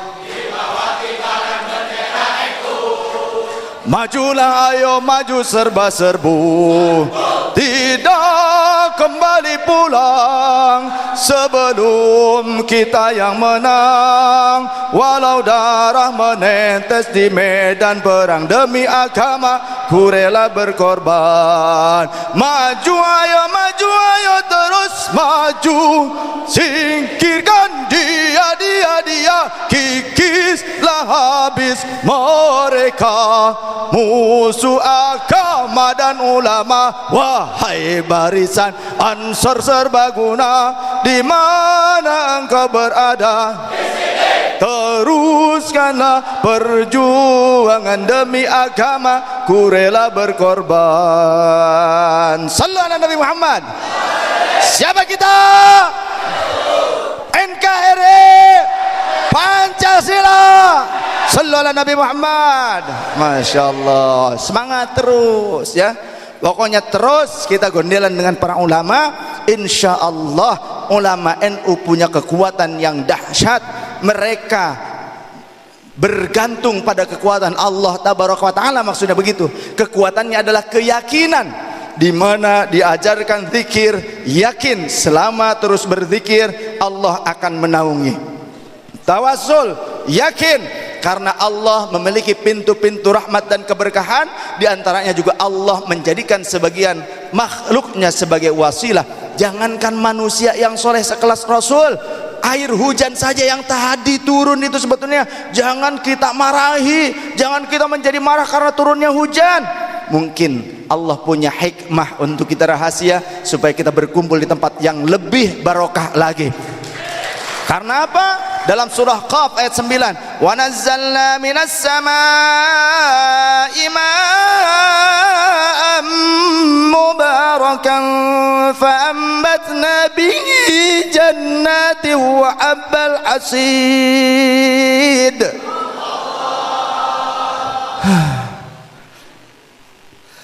Wallahu wa rasulullah nabi murdi wa ma'na. Dan telah kami turunkan dari langit minas sama'i ma'an mubarakan, air yang mengandung keberkahan. Tuh air saja mengandung keberkahan, air hujan. Fa'ambatna bihi, maka kami tumbuhkan bihi dengan wasilah air hujan itu. Allah menjadikan air hujan sebagai wasilah. Jannatin, perkebunan yang rindang, dedaunan dan ranum buah-buahnya. Wa habbal hasid, dan juga biji-bijian yang diketam. Padahal bagi Allah mampu untuk kun fayakun. Maka orang NU juga ngamalkan salawat nariyah. Allahumma salli salatan kalimatan wa sulawasi salatan. Itu mah salawat Nusantara. Salawat Nusantara, mentang-mentang NU gitu ya. Itu nu uwing, nu urang punyaku. Ya, NU milik kita, begitu maksudnya ya. Dan NU itu ulamanya ulama beneran, otentik. Nah, Latoel oe lama. Kalau yang sekarang itu baru muncul di YouTube aja sudah langsung jadi ulama, padahal baru gitu. Oh, malah mengkerdilkan para ulama, menyalah-nyalahkan ulama. Nah, Masya Allah. Salawat nariyah adalah bihi, dikafir-kafirkan oleh mereka. Maka ini salah satu kekuatan NU, senang dengan salawat, dan salawat yang mengandung tawassul. Lanjutkan terus, lanjutkan, amalkan terus. Kita buat majelis-majelis salawat, majelis tawassul, majelis zikir, ziarah kubur terus lakukan untuk mendoakan arwah syuhada, arwah-arwah orang tua kita muslimin muslimat, supaya juga mereka akan mendoakan dari alamnya untuk kita sekalian. Begitu. Ada yang mau nanya enggak? Enggak lah, enggak usah nanya-nanya dah ya. Kencot otennya. Wis ya, pragat bae ya. Kencot ora? Lah iku wetenge kencot apa ora? Pengen mangan. Ya wis sih. Wis mangan darurung. Darurung. Pakai jamak kan, kalau durung belum. Kalau jamak darurung. Wis marangan apa darurung? Mangan oli, minum oli, orang sini mau gitu. Mangan jukut, minum oli. Jukut itu kalau orang Sunda itu rumput. Orang sininya Cirebon ke sini, ke Tegal, Brebes ini kan jukut tuh ambil. Jukut ambil. Mangan jukut, orang sini makan. Mangannya rumput begitu. Minum oli begitu kan. Oli boleh mau, tapi oli buat motor, sepeda motor. Nah, orang sini emang jago-jago. Indonesia itulah Indonesia. Indonesia makanya ditakuti oleh orang-orang luar. Kalau orang luar negeri mau membabi buta untuk menyerang Indonesia, mereka mikir-mikir 1000 kali mikirnya. Nah, orang Indonesia dilawan. Anak bambu aja dimakan, apalagi kalau orang Indonesia baru makan anak bambu saja kuat, orang tedas gaman. Wah, apalagi kalau orang Indonesia makan bambu betung, masya Allah. Mikir orang luar, apa panganannya rebung apa? Anaknya bambu gitu, masya Allah. Orang luar bingung, iki panganannya nembe anaknya bambu, gimana kalau emboknya bambu gitu. Iya, datang ke sana ke Palembang, masya Allah, kapal selam dimakan. Lagi masang apa? Kapal selam. Wih, masya Allah, kapal selam. Datang Jawa Tengah, begitu kan. Tongseng, buat apa tongseng sini? Buat makan. Masya Allah, gitu.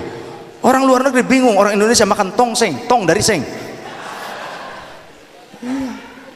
Itu tuh kaleng tempat sampah, drum dimakan. Tongseng orang Indonesia. Wes macam-macam, rudal kan gitu kan. Yang lebih parah lagi, dulu zaman Gus Dur jadi presiden, Australia sudah mulai mempersiapkan kapal-kapal ya, artileri mereka, kapal-kapal untuk menyerang Indonesia, untuk membuat satu penekanan terhadap Indonesia. Gus Dur gak aneh-aneh mempersiapkan tentara, enggak, kata Gus Dur, maju masuk perairan Indonesia kalian tenggelam, saya siapkan 5.000 pasukan jin. Di luar nggak ada, hanya di Indonesia jin pengen narsis masuk televisi. Bener gak? Macem-macem, ada dunia lain, ada ini sekarang menembus mata bebek, dukun lumah. Siapa yang paling banyak menonton? Muslimat NU, Fatayat. Coba sok bikin ya pendataan. Kalau malam sekitar jam 11 datang ke rumah-rumah. Assalamualaikum, apa ini channelnya? Ini si Roy kata begitu. Datang lagi sini, apa? Rata-rata Muslimat NU itu ternyata itu sangat gemar dengan dukun milenial. Begitu ya. Jadi orang luar tuh sangat-sangat mikirnya 1000 kali ngadepin orang Indonesia, karena di Indonesia masih banyak sarkup. Siapa? NU, sarjana kuburan.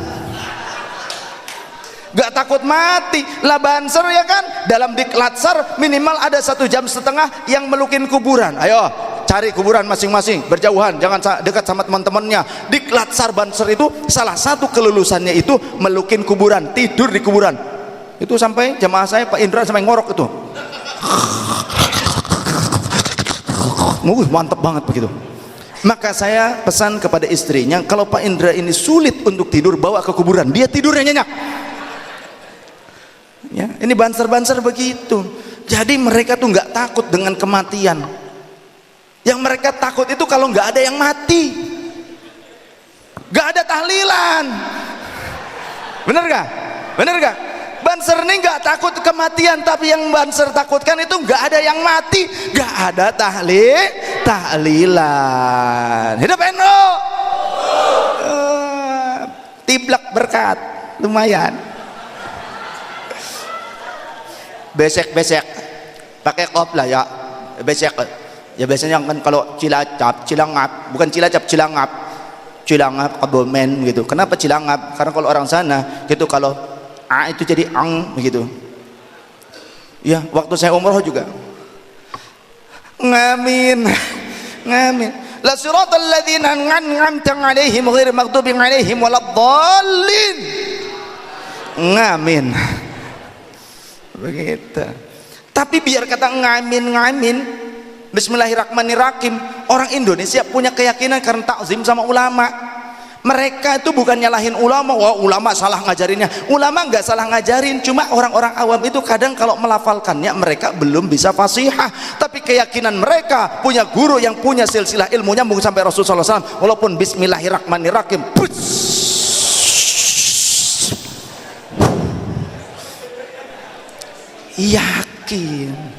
yakin. Maka di NU diajarkan Bismillahirrahmanirrahim 867. Apa 876 apa? 876. Wirid Bismillahirrahmanirrahim 876. Amalkan. Satu, dudukan dalam kondisi suci ngadap ke kiblat. Bismillahirrahmanirrahim 876. Insyaallah. Kemudian doa, insyaallah mustajabah. Ini salah satu amalan NU.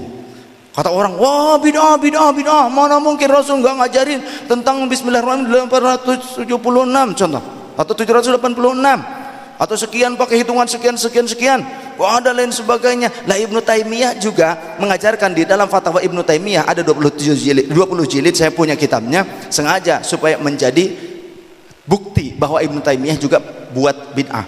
Kata Ibnu Taimiyah, man wazaba kulla yaumin, siapa orang yang setiap harinya membiasakan membaca ya hayyu ya qayyum la ilaha illa anta 40 marrat, 40 kali ditetapkan hitungannya, baina sunnatil fajri wal fajri, di antara qabliyah subuh dengan salat subuh, ahyallahu biha qalbah, maka Allah akan menghidupkan kalbunya. Ini tidak ada di dalam hadisnya, ini pure ajaran Ibnu Taimiyah, amalan Ibnu Taimiyah. Jadi Ibnu Taimiyah pun membuat bid'ah.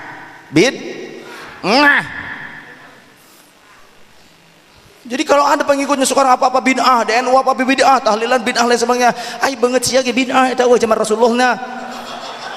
Muka lu juga bid'ah, enggak ada zaman Rasulullahnya. Ada enggak muka-muka kita zaman Rasulullah? Habis stok. Benar? Sallu ala Nabi Muhammad. Duduk ah. Sudah, kita selesai. Ya, cukup saya rasa, insyaallah. Kalau kurang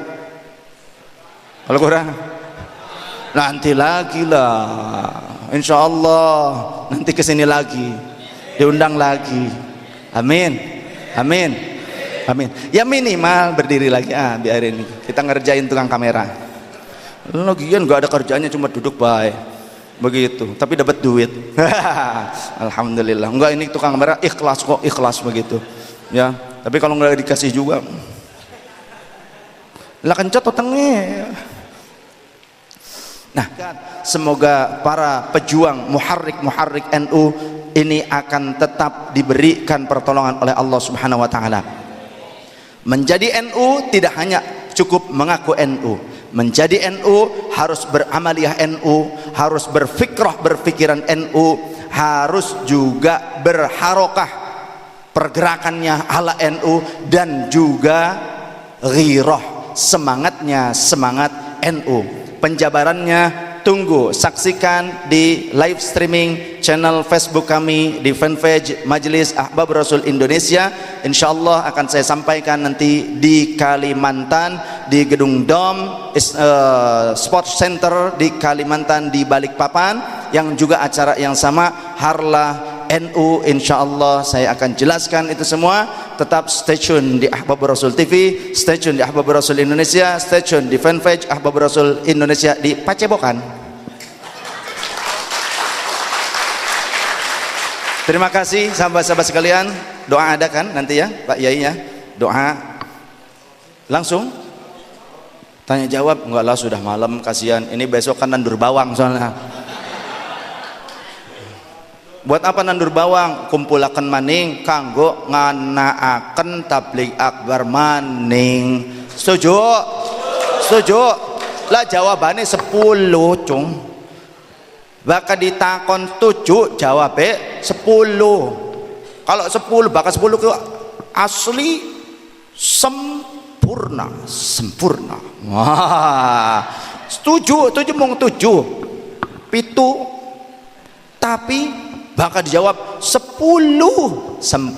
sempurna atau 9. Nah, kalau 9 itu bintang NU, kalau 7 bintang 7, ya pusing, sakit kepala. Ya, Masya Allah. Alhamdulillah Pak Yai, ya nyong senang banget ke, Masya Allah, senang banget, Masya Allah. Ini semangat kabeh, ya Allah, apa maning bakal dilempar-lempar, semangat. Wah, saking semangatnya bagian mati listrik ora bakal nyurutaken semangat NU. Jangankan mati listrik, mati nyawa kita untuk membela ulama dan akidah Ahlussunnah wal Jamaah, kami tidak akan pernah takut dan surut untuk membela akidah Ahlussunnah wal Jamaah. Setuju? A'udzubillahi minasyaitonirrajim. Bismillahirrahmanirrahim. Astaghfirullahalazim. Astaghfirullahalazim. Astaghfirullahalazim. Alladzi la ilaha illa huwal hayyul qayyum wa natubu ilaih. A'udzu billahi minasyaitonir rajim. Bismillahirrahmanirrahim. Alhamdulillahi rabbil alamin wassalatu wassalamu ala sayyidina Muhammadin wa ala sairil anbiya'i wal mursalin wa ala alihi wa ashabihim ajma'in. Allahumma inna nas'aluka ya Allah ya Rahman ya Rahim ya Fattah ya Alim ya Razzaq ya Karim ya Latif ya Khabir ya Wadud ya Wahhab. Inna nas'aluka wa natawassalu ilaika bihabibika sayyidina Muhammadin sallallahu alaihi wasallam wa ahli baitihi wa natawassalu ilaika bi awlikal arifin ulama'ika salihin. Allahumma qulna wal muslimin minasy syaqawati ila sa'adah wa minan nari ila al jannah wa minal adzabi ila rahmah wa minadh dhunubi ila al maghfirah wa minal isaa'ati ila al ihsan wa minal khawfi ila al aman wa minal faqri ila al ghina wa minal الذل إلى العز ومن الإهانة إلى الرحمة ومن الضيق إلى السعة ومن الشر إلى الخير ومن الأسر إلى اليسر ومن الإدبار إلى الإقبال ومن السقم إلى الصحة ومن السخط إلى الرضا ومن الغفلة إلى العبادة ومن الفترة إلى الاجتهاد ومن الخذلان إلى التوفيق ومن الغفلة إلى العبادة ومن البدعة إلى السنة ومن الجور إلى العدل. اللهم أعنا على دين الإسلام بالدنيا وعلى الدنيا بالتقوى وعلى التقوى بالعمل وعلى العمل بالتوفيق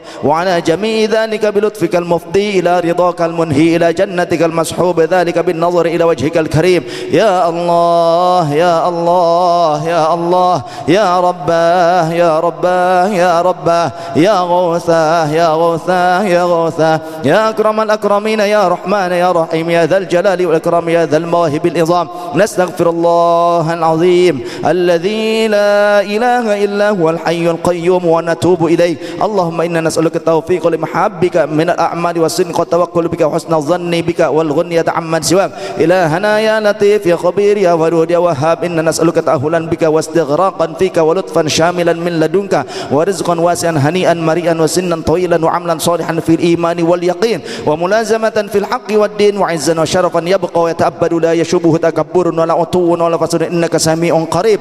اللهم أن تحصل مقاصدنا دنيانا وأخرانا. اللهم سلمنا في الدين والدنيا والآخرة. اللهم ثبتنا بالإيمان والإسلام والإحسان وثبتنا بالتقوى والاستقامة وثبتنا بالأخلاق الكريمة وثبتنا بالإخلاص وثبتنا بأهل السنة والجماعة برحمتك يا أرحم الراحمين. يا جبار يا قهار يا ذا البطش الشديد خذ حقنا وحق المسلمين ممن ظلمنا والمسلمين وتعدى علينا وعلى نهضة العلماء وعلى جمعيتنا ومشايخنا وعلى المسلمين.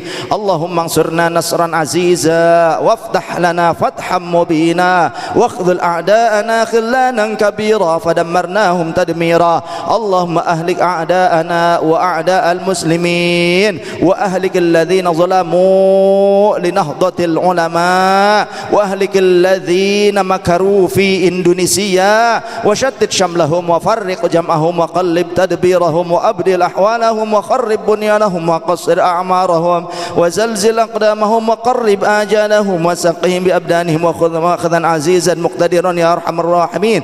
اللهم اهدي قومنا اللهم اهدي قومنا اللهم اهدي قومنا وأهلنا وذريتنا وتلاميذنا ومريدنا وأتباعنا وأحبابنا ومن دعانا بالخير الخيرات ومن نصر دعوتنا ومعيشتنا وجيراننا وسلطاننا وأمراءنا ورعيتنا ومن رآنا ومن سمع كلامنا بهداك حتى اتبعونا في عقيدة أهل السنة والجماعة وجلسونا استقامة ومحبة في وجلسنا أحباب الرسول. اللهم ارحم نهضة العلماء، اللهم اجبر نهضة العلماء، اللهم قوي نهضة العلماء، اللهم اجمع نهضة العلماء، اللهم أصلح نهضة العلماء، اللهم انصر نهضة العلماء، اللهم بارك نهضة العلماء، وانصر يا الله لمن نصر نهضة العلماء.